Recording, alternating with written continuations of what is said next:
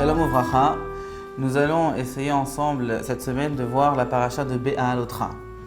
Alors la paracha commence par une mitzvah extrêmement chère à Akadosh Baruch Hu. Donc c'est une mitzvah qu'il donne à Aaron et à ses enfants, aux Kohanim, d'allumer donc la menorah tous les jours. Et cette mitzvah-là est une mitzvah pour montrer, on va dire, la particularité de cette mitzvah et surtout l'importance de cette mitzvah. Dieu a demandé à Aaron de préparer, et à ses enfants, bien entendu, de préparer la menorah, mais de ne pas la préparer en une fois. C'est-à-dire, quand le Kohen venait le matin pour nettoyer les cendres de la veille, il y avait 7 petites fioles dans laquelle on versait l'huile pour pouvoir allumer les bougies. Il fallait en nettoyer 5 et les 2 autres étaient nettoyés qu'ensuite, un peu plus tard dans la journée, une fois que d'autres étapes du service quotidien dans le Mishkan et dans le Beth Amikdash avaient été pratiquées. Alors, cette mitzvah-là a tenu particulièrement à cœur à Aaron à Cohen, et bien que d'autres Kohanim avaient la possibilité de faire cette mitzvah-là, Aaron a tenu à le faire de son vivant à chaque fois, donc jusqu'à sa mort. C'est Aaron qui a accompli cette mitzvah, et après la mort donc de Aaron, qui était le grand prêtre, ses enfants ont pris le relais, et ensuite cette mitzvah d'allumer la menorah, de nettoyer les cendres qui avaient brûlé la veille dans la menorah, était attribuée par tirage au sort à certains Kohanim. Le mot qu'utilise la paracha, c'est Be'alotra, quand tu feras monter. Moshe a dit à Aaron que ce mot de Be'alotra veut également dire que non seulement Aaron fera monter la flamme de la menorah, mais cette mitzvah-là fera progresser en spiritualité, en sensibilité spirituelle tout le peuple juif. Et grâce à cette mitzvah, tout le peuple juif se sentira proche, ou en tout cas ressentira une proximité certaine avec Akadosh Baruch Hu. La Torah ensuite, comment la paracha nous traite des Lévi'im. Les Lévi'im étaient donc de la famille des Kohanim. Les Kohanim et les Lévi'im venaient de la même famille. Certains ont été, comme Aaron et ses enfants, choisis comme Kohanim. D'autres sont restés Lévi. Donc ces Lévi'im étaient également, on va dire, avaient un certain statut par rapport à l'ensemble du peuple, car ils servaient également dans le Beth Amikdash, dans le Mishkan, puis par la suite dans le Beth Amikdash. Alors leur service, bien entendu, n'était pas aussi élevé que le service des Kohanim, mais ils devaient également assurer l'ouverture et la fermeture des portes, les chants lors des sacrifices quotidiens, et également dans le désert, transporter le Mishkan. C'est eux qui avaient la charge de transporter les objets, non seulement les objets, mais également le Mishkan lui-même, les poutres, ainsi que les socles, les tentures, d'un endroit à l'autre. Et donc ces Lévi'im-là, avant d'être intronisés, avant de pouvoir servir, il fallait qu'ils subissent une intronisation. Il fallait qu'ils suivent une intronisation qui était effectuée par Moshe et Aaron. Alors pour cette intronisation, les Lévi'im devaient passer par plusieurs étapes. La première étape, ils devaient tout d'abord raser tous les poils de leur corps. Donc c'était en réalité une manière d'expier un peu la faute que les Bnei Israël avaient faite en adorant le veau d'or, puisque les Lévi'im avaient été choisis à la place des premiers-nés suite à la faute que les premiers-nés avaient faite, c'est-à-dire la faute du veau d'or. Dieu a choisi les Lévi'im qui n'avaient pas fauté. Donc puisqu'ils étaient là à la place des premiers-nés, que les premiers-nés avaient fauté, les premiers-nés avaient été considérés comme des morts, ou bien alors des lépreux, des personnes impures, puisque il est dit que tout celui qui offre des sacrifices à des idoles est considéré, ces sacrifices-là sont des ifrémétim, des sacrifices faits aux morts. Donc pour enlever toute cette impureté et pour racheter, on va dire, un peu cette faute-là, les Lévi'im étaient également, tout comme les Metzoraïm, les gens qui étaient devenus impurs, se raser complètement. Ensuite, deuxième étape, ils devaient observer une semaine de purification. Et lors de cette semaine, le 3e jour et le 7e jour de cette semaine de purification, il devait être aspergé avec de l'eau, donc de l'eau où avait été mélangé préalablement des cendres de la vache rousse. La 3e étape de leur intronisation consistait à offrir un korban. Donc ils devaient également offrir un korban. Un korban, c'était un jeune taureau pour khatat, pour expier justement la faute des bechorot, des premiers-nés, et un autre pour remercier Akadosh Baruch Hu, qui était un jeune taureau également, qu'il allait offrir en tant que hola. Ensuite, une fois que ces sacrifices avaient été offerts, Aaron, en personne, s'était chargé de prendre les lévi'im et de les balancer aux 4 coins cardinaux, en haut et en bas, donc par 6 côtés, tout simplement pour on va dire les consacrer à Kadosh Baruch Hu, et c'est une manière également de faire kinyan. Quand on veut acquérir quelque chose, on lève cet objet, donc Aaron a acquis pour Dieu les lévi'im, de telle sorte il montrait que les lévi'im étaient maintenant réservés au service de Dieu et à Kadosh Baruch Hu. Et donc on voyait donc aussi en passant que la force qu'avait Aaron, puisqu'il a réussi en une journée à porter et à balancer 22 000 lévi'im. La Torah, après l'épisode des lévi'im, la Torah termine quand même par nous dire que les lévi'im ne pouvaient pas servir à n'importe quel âge. Il fallait d'abord, pour devenir lévi, rentrer dans une école où le jeune lévi allait apprendre le service divin, et on pouvait accéder à cette école uniquement à partir de l'âge de 25 ans. Il y avait 5 ans de formation, donc les lévis pouvaient commencer à servir uniquement à partir de 30 ans.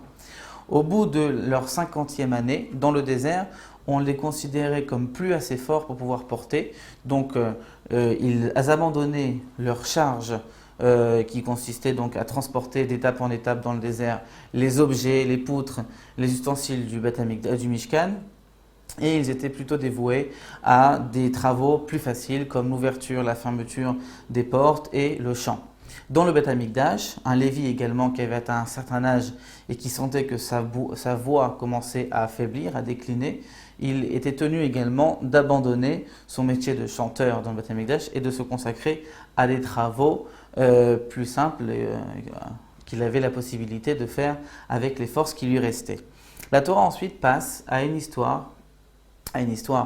anecdote qui concernait Pessah. Alors, il faut remonter quelque temps en arrière, les Bnei Israël avaient reçu la mitzvah en Égypte d'observer la fête de Pessah, c'est-à-dire le 14e jour du mois de Nissan, au soir. Il fallait manger ce Pessah, il fallait manger l'agneau pascal, et cet agneau pascal devait être mangé alors que les personnes mangeant cet agneau devaient être pures. Et il y avait dans le désert certaines personnes, donc des tzadikim, qui portait le cercueil de Yosef, puisque Yosef avait été enterré en Égypte, et il avait demandé aux enfants d'Israël avant sa mort, il avait fait jurer même aux Bnei Israël avant sa mort, de l'emmener en Eretz Israël quand ces derniers allaient quitter l'Égypte pour justement rejoindre Eretz Israël. Donc les Bnei Israël avaient avec eux dans le désert le cercueil de Yosef. Et bien entendu, au contact d'un mort, nous sommes impurs. Et ces personnes-là qui portaient le cercueil ne pouvaient pas faire le Pessah avec tout le monde en Égypte, puisqu'ils avaient avec eux le cercueil de Yosef. Donc, ils ont demandé à Dieu, ils ont demandé déjà à Moshe, pour que celui-ci demande à Dieu, comment est-ce que nous allons faire? Est-ce que nous avons une solution de rattrapage? Et là, Kadosh Baruch Hu a donné une mitzvah non seulement qui concernait les porteurs du cercueil de Yosef, mais également à tous ceux qui étaient impurs ou tous ceux qui étaient trop loin du temple et qui ne pouvaient pas, dans les années à venir, se rendre à l'heure, c'est-à-dire à l'heure de Pessah, pour faire ce sacrifice. Il leur a donné une deuxième chance, qui était un mois plus tard, le 14 Iyar, qu'on appelait Pessah Katan, et plus communément Pessah Sheni, le deuxième Pessah, qui consistait à qui offrait la possibilité à ceux qui n'avaient pas pu faire le sacrifice de Pessah le premier mois, le mois de Nissan, de le faire un mois après. Et bien entendu, il fallait que cela se fasse dans les règles de l'art, c'est-à-dire l'agneau grillé avec des matzot et des herbes amères. Le seul petit changement qu'il y avait, c'est que lors du premier Pessah, tout le vin, tout chametz était interdit, alors que lors du deuxième Pessah, le Pessah Sheni, on devait manger la matzah, mais on pouvait également avec manger du chametz. Le chametz n'était pas proscrit. La Torah passe ensuite à un tout autre sujet, la paracha passe ensuite à un tout autre sujet qui nous parlait des trompettes en argent que Dieu a demandé à Moshe de faire. Et il lui a dit à Sélécha, fais-toi pour toi. Alors non seulement il faudra que ces trompettes soient pour toi, mais il faudra également que ces trompettes soient de toi, c'est-à-dire de ton argent, que ce soit toi qui les finances. Ils t'appartiendront et donc ces trompettes serviront à rassembler non seulement le peuple d'Israël pour annoncer le départ d'une étape vers une autre étape, mais également c'était pour rassembler le peuple d'Israël pour venir écouter la Torah, les cours que Moshe devait transmettre, la Torah, les mitzvot qu'il avait appris sur le mont Sinaï et qu'il devait maintenant transmettre au peuple d'Israël. Et c'était également, ces trompettes servaient également à rassembler les anciens, le tribunal rabbinique, si on peut dire, qu'on appelait les 70 sages, quand Moshe, bien entendu, avait besoin de leur communiquer certaines choses. Alors, quand Moshe sonnait la trompette, bien entendu, pour ces trois réunions, les sons n'étaient pas les mêmes. Pour rassembler l'ensemble du peuple, Moshe sonnait avec les deux trompettes un son long. Ensuite, il y avait toujours les deux trompettes qui sonnaient un son saccadé et de nouveau un son long. Pour rassembler le peuple, pour un shiur, pour un cours de Torah, les trompettes sonnaient un son long et un son saccadé, alors que pour rassembler le tribunal, les tribunaux rabbiniques, une seule trompette seulement sonnait un son long. Alors, comment cela se passait? Quand les enfants d'Israël entendaient la trompette, les nuées de gloire qui entouraient le camp d'Israël, qui était donc en forme carrée, se mettaient comme ça dans une forme de s'enrouler autour d'elle-même et devenaient une colonne. Et là, les Bnei Israël savaient qu'il fallait se préparer à partir. Ensuite, Moshe disait Kuma Hashem, lève-toi Hashem, et là la colonne commençait à avancer, et au son des trompettes, tout le peuple, tout le camp d'Israël se mettait en marche derrière cette colonne et voyageait d'étape en étape. Alors, la mitzvah de sonner de ces trompettes-là n'était pas uniquement lors du désert, mais elle s'est propagée également après, même après la rentrée des Bnei Israël en Eretz Israël. Et il fallait sonner quand il y avait lo alenu, une épreuve. Alors ça pouvait être une sécheresse, ça pouvait être des ennemis qui venaient nous faire la guerre. À chaque fois que le peuple d'Israël se sentait menacé, se sentait un peu embêté par différents malheurs, il sonnait de ses trompettes tout en jeûnant, en priant, et cela réveillait, on va dire, la midat harachamim, la qualité de miséricorde chez Dieu, et il exauçait leurs demandes dans le bon sens. Ensuite, la Torah nous raconte, la Torah passe à un tout autre sujet, et nous raconte l'histoire de Yitro. Alors c'était le 20 Iyar. Le 20 Iyar, c'était un an après que les Bnei Israël aient reçu la Torah, pratiquement un an. Yitro décida de quitter le peuple d'Israël pour aller retourner dans son pays de Midian. Alors bien entendu, Yitro était le beau-père de Moshe Rabbeinu et Moshe s'opposa à ce départ et demanda à Yitro de rester auprès du peuple d'Israël, lui ainsi que ses enfants. Alors Yitro dit à Moshe, mes enfants effectivement resteront avec toi, mais moi j'ai pour mission d'aller enseigner la Torah aux autres peuples et éventuellement d'aller convertir ceux que j'ai connus dans ma jeunesse, dans ma vie précédente. Donc Moshe a finalement laissé partir Yitro avec tous les honneurs. Il a été accompagné par Moshe, Aaron, les anciens et tout le peuple. Et donc Yitro est parti. Et la Torah, Midrash nous raconte que les enfants de Yitro sont restés avec le peuple d'Israël. Ils sont rentrés en Eretz Israël étant des convertis. Ils n'étaient pas affiliés à une tribu bien particulière, donc ils n'avaient pas d'héritage en Eretz Israël. Moshe leur a attribué la ville de Yéricho. Et ce sont devenus par la suite des grands Rachamim qui ont formé d'ailleurs plusieurs des enfants d'Yitro faisaient partie du Sanhédrin, du tribunal, et d'eux est sortie la loi pour l'ensemble du peuple d'Israël. finalement, au bout de 440 ans où les enfants d'Yitro ont habité à Yéricho, ils ont quitté cette ville pour aller s'installer aux portes de Jérusalem, mais plus précisément aux portes du Beth Amikdash, toujours dans un but de se rapprocher de la spiritualité. Et la ville de Yéricho est tombée dans la partie de Binyamin. C'est Binyamin qui a hérité de cette ville. Ensuite, la Torah passe aux lamentations, ou plus précisément aux demandes un peu mal faites que les Bnei Israël ont eues et des réclamations que les Bnei Israël ont eues envers Hachem et envers Moshe. Et donc là, le peuple a eu un manque de confiance en Dieu et a dit peut-être que la manne s'arrêtera de tomber demain, mais quoi qu'il en soit, nous regrettons le bon goût que nous procurait cette viande que nous avons connue en Égypte. Nous voulons retrouver ce goût-là. Et ils ont demandé de la viande à Hachem d'une manière incorrecte. Et là, Akadosh Baruch Hu, Hachem s'était énervé et a voulu exterminer le peuple en disant Ben Amram, en parlant de Moshe, vous a ouvert la mer Rouge, vous a fait sortir d'Égypte, vous a donné la Torah, vous a fait descendre la manne. Est-ce que vous pensez vraiment que vous allez mourir de faim dans le désert? Et donc Moshe a essayé de calmer Akadosh Baruch Hu, comme toujours. Quand Akadosh Baruch Hu était énervé contre le peuple, c'était Moshe qui était le premier défenseur du peuple, malgré que Moshe a été accusé et été souvent maltraité par le peuple. Moshe a été toujours son premier défenseur.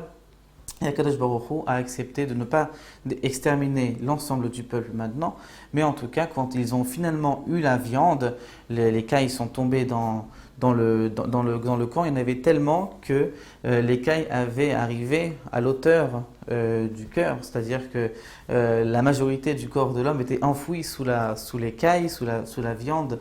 Et malheureusement, cela s'est mal terminé. Pour ceux, la viande a eu un effet de poison pour ceux qui s'étaient mal comportés, et chacun, selon la faute qu'il avait faite, mourait d'une manière différente. Par exemple, celui qui avait fauté avec de l'adultère mourait comme la sota, c'est-à-dire qu'il gonflait et qu'il mourait de la sorte. Celui qui s'était révolté, qui a eu un manque de confiance, mourait de la diphtérie, c'est une maladie qui prend à la gorge et qui fait mourir la personne dans d'atroces souffrances. Et d'autres sont morts, comme la Torah nous dit, à Bassar, que la viande était encore entre leurs dents. Ils n'ont même pas pu l'avaler et ils en sont morts. Tout cela parce qu'ils avaient réclamé la viande de manière incorrecte. Ensuite,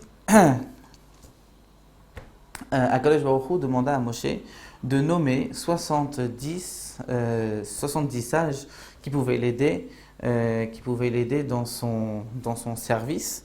Et donc Moshe a choisi ces 70 sages et Hachem vint dans le camp pour faire résider sa shrina sur ces 70 sages. Parmi ces 70 sages, 2 se sont détachés.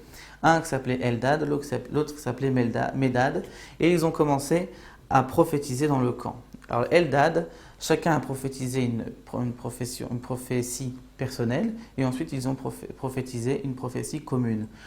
Eldad a commencé à prophétiser en disant que Moshe Rabbeinu n'allait pas finalement rentrer en Eretz Israël, qu'il allait décéder dans le désert et qu'il allait laisser sa place à Yehoshua. Le deuxième, Medad, a prédit que les cailles, donc la viande que les Bnei Israël avaient demandé, allait effectivement descendre en nombre dans le camp et allait satisfaire l'envie que les Bnei Israël avaient émis. Et enfin, les 2 prophétisèrent sur la fin des temps, sur le Mashiach et sur la guerre de Gog et Magog qui aura lieu à la fin, juste avant que Mashiach arrive. Donc quand Yoshua a entendu que ces 2 jeunes gens prophétisaient sans l'accord de Moshe Rabbeinu, il a demandé à Moshe Rabbeinu de prier, d'intercéder auprès d'Hachem pour que Dieu leur retire cette névoie, cette possibilité qu'ils avaient de prophétiser. Et Moshe a répondu à Yoshua, sache, Moshe qui était humble et qui ne voyait pas de mal à ce que d'autres prophétisent, mis à part lui dans le camp, a dit à Yoshua, ô combien j'aimerais que l'ensemble du peuple soit aussi saint et aussi élevé qu'eux, pour que la Shrina puisse résider sur tout un chacun dans le peuple d'Israël. On voit à quel point Moshe était anav et, on va dire, pardonné facilement. Il ne relevait pas les affronts faits à sa personne. Alors, la Torah, la paracha, nous termine par l'histoire de Myriam et de Aaron. Quand les 70 sages qui ont formé les tribunaux rabbiniques, si on peut dire, de l'époque, ont été choisis, il y avait Myriam qui était à côté de Tzipora, et Myriam a dit combien seront contents leurs femmes, et surtout combien seront fiers les femmes de ces personnes, puisque ces personnes ont été maintenant élevées de rang social. Et là, Tzipora a dit non, combien ils seront malheureuses. Regarde, ils ne seront plus du tout auprès de leur épouse, ils seront au contraire pris dans les problèmes communautaires, ils devront s'occuper de la communauté du peuple d'Israël et ils n'auront plus de temps à consacrer à leur famille. Alors quand Myriam a entendu ça, elle a effectivement commencé à engager la conversation avec Tzipora, et puis elle s'est dit que ce n'était pas normal que Moshe, bien entendu, avec le consentement de Dieu, avait laissé son épouse pour se consacrer entièrement au service divin. Et donc elle est partie avec Aaron trouver Moshe à l'entrée du Ohel Moed, à l'entrée du Mishkan, du tabernacle. Et là, Myriam a dit à Aaron, alors que Moshe entendait, comment Tzipora, elle a vanté les qualités de beauté, les qualités de discrétion de Tzipora. Et donc, elle a demandé indirectement à Moshe de reprendre sa femme pour femme et de continuer à vivre avec elle. Et là, Akadosh Baruch Hu, Moshe, bien entendu, n'a pas, comme toujours, n'a pas levé cet affront de la part de Myriam. Et c'est Akadosh Baruch Hu qui a pris la défense de Moshe et qui a appelé Aaron et Myriam à l'intérieur du Ohel Moed. Et qu'ensuite, Dieu est sorti et Myriam s'est trouvée blanche comme neige. En réalité, elle avait été frappée de lèpre puisqu'elle avait parlé à Aaron sur son frère Moshe Rabbeinu. Aaron également a été frappé de lèpre, mais Aaron, ça n'a pas duré. Aaron, la lèpre est venue et est repartie. Alors que Myriam, la lèpre a duré 1 semaine jusqu'à ce que finalement Moshe Rabbeinu intervienne, demande à Dieu de la guérir. Myriam guérit et tout cela se passa à Hatzerot. Et donc de Hatzerot, ils partirent jusqu'à Kadesh Barnea et on verra, cela se passera la semaine prochaine. Shabbat Shalom.